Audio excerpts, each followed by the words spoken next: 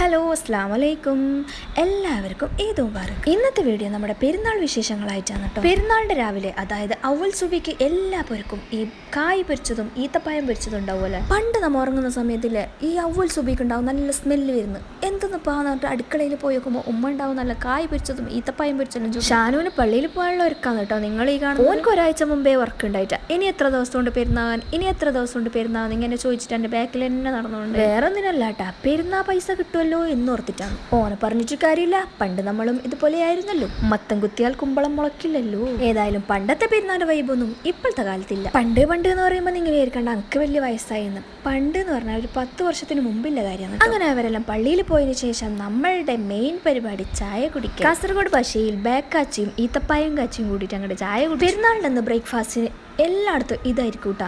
കാസർഗോഡ് ഭാഗത്ത് പെരുന്നാളിന്റെ രാവിലെ ഇങ്ങനെയാണ് കേട്ടോ. അപ്പൊ നിങ്ങളെ ഭാഗത്ത് എങ്ങനെയാണെന്ന് എനിക്കറിയില്ല, കമന്റ് ചെയ്യാം. ചായ കുടിച്ച് കഴിയുമ്പോൾ പിള്ളേരല്ലതാ പെരുവരിയായിട്ട് വരുന്നുണ്ട്. എന്തിനല്ലേ ഒരുങ്ങാൻ വേണ്ടിയിട്ട്. ഷാനു പള്ളിയിലെല്ലാം പോയിട്ട് കുറെ പൈസ കിട്ടിയതിന്റെ പുലിപ്പാന്ന് നിങ്ങൾ ഈ കാണുന്നത്. പിള്ളേർക്ക് ഞാൻ മുടി കെട്ടിക്കെടുത്തിയാലേ തൃപ്തിയാകത്തുള്ളൂ.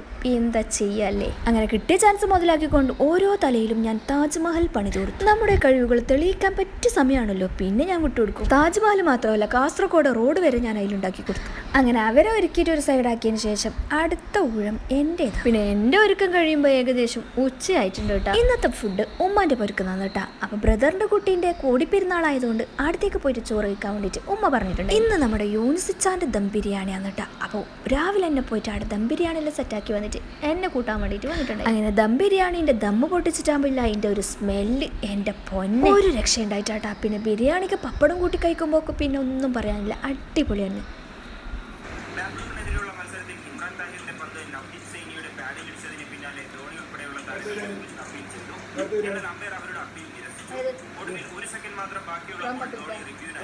യൂണിസ്റ്റ് വെച്ച ബിരിയാണി ആയതുകൊണ്ട് എൻ്റെ വായു നോക്കി നിൽക്കുന്നുണ്ടായി. ഞാൻ എന്ത് പറയുന്നു, വേറെ ഒന്നിനല്ല, ബിരിയാണിയുടെ ടേസ്റ്റ് എങ്ങനെയുണ്ടെന്ന് അറിയാം. അതിനുശേഷമാണ് നമ്മുടെ മെയിൻ പരിപാടി ഫോട്ടോസ് ആൻഡ് വീഡിയോസ്. എൻ്റെ പെരുന്നാൾ ഡ്രസ്സ് എങ്ങനെയുണ്ടെന്ന് ഒന്ന് കമന്റ് ചെയ്യണേ. ചാച്ചാൻ്റെ പൊരുക്ക് പോയിട്ടാകുമ്പോൾ ആടെ നല്ല മന്തി കണ്ടിട്ടാകുമ്പോൾ ആടുന്നും കഴിച്ചു ചോറ്. അങ്ങനെ ഫുഡും കഴിച്ചിട്ട് നമ്മളെല്ലാവരും ഇറങ്ങി തെണ്ടാൻ വേണ്ടി. തെണ്ടാൻ മീൻസ് ഓരോ പൊരിയും കയറി ഇറങ്ങലാന്ന് ഞാൻ ഉദ്ദേശിച്ചത്. പെരുന്നാളായാലും എല്ലായിടത്തും പോണല്ലോ അല്ലേ. അങ്ങനെ നമ്മൾ തലേന്ന് വെച്ച മൈലാഞ്ചിന്റെ ചന്തം നോക്കലായിരുന്നു പിന്നെ അടുത്ത പരിപാടി. അങ്ങനെ എല്ലായിടത്തും പോയിട്ട് നമ്മൾ പൊരുക്കത്തുമ്പോൾ ഏകദേശം 11 മണിയായിട്ട് അങ്ങനെ നമ്മുടെ പെരുന്നാളും കഴിഞ്ഞു. അപ്പോൾ ഇന്നത്തെ വീഡിയോ ഇത്രയുള്ളൂ. നെക്സ്റ്റ് പുതിയൊരു വീഡിയോ ആയിട്ട് നമുക്ക് വീണ്ടും കാണാം. Thank you for watching. By.